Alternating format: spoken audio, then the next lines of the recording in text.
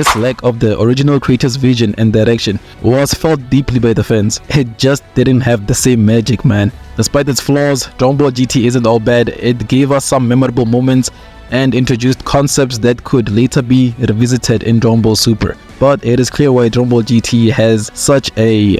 Hey, what's up guys? Today we are diving into one of the most controversial topics in the Dragon Ball community. Why do people hate Dragon Ball GT? And to why it is often considered to be the worst saga in Dragon Ball history. Buckle up because we're about to take a deep dive into the good, the bad, and downright ugly of GT.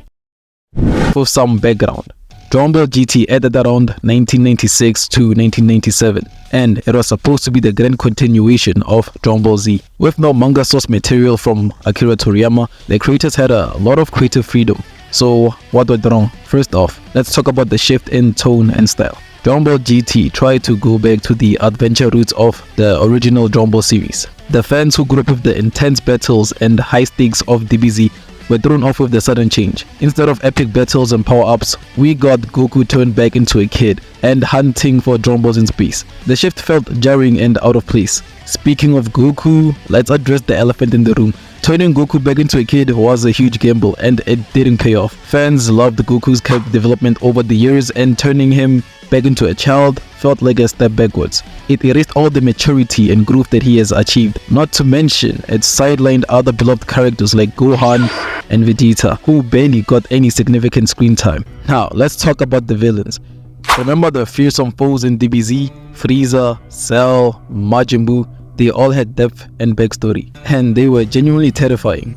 In GT we got Baby, Super 17 and the Shadow Dragons. While Baby had some potential, Super 17 felt like a rehash, and the Shadow Dragons, despite their unique concept, didn't have the same impact. They felt like filler villains instead of threats that could rival the greats from DBZ. The plot and pacing of GT also left much to be desired. The hunt for the Black Star Dragon Balls felt tedious and stretched out.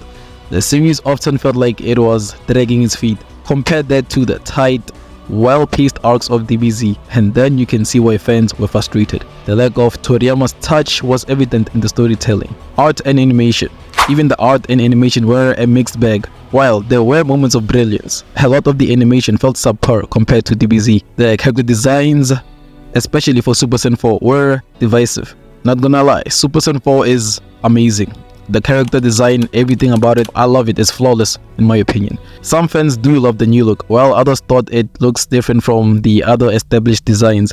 And let's not forget the lack of Akira Toriyama's direct involvement. While he provided some character designs and concepts, he wasn't as hands-on as he was in Dragon Ball and DBZ. This lack of the original creator's vision and direction was felt deeply by the fans. It just didn't have the same magic, man. Despite its flaws, Dragon Ball GT isn't all bad. It gave us some memorable moments and introduced concepts that could later be revisited in Dragon Ball Super. But it is clear why Dragon Ball GT has such a contentious place in the Dragon Ball legacy. It's a series that took risks, but unfortunately many of these risks did not pay off for long-time fans. Also, just like Dragon Ball GT, Goku in Dragon Ball Daima has once again been changed into a kid. But unlike GT, I truly believe that this one will succeed, especially with how involved Toriyama was. So in conclusion, why do some people hate Dragon Ball GT? It boils down to a combination of tonal shifts, character regression, underwhelming villains, pacing issues, and the absence of Toriyama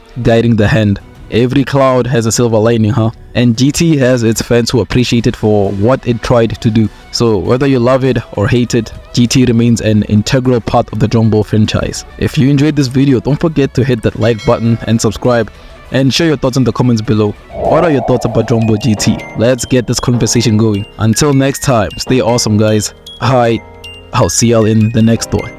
Later fam, hella awesome. Alright, peace.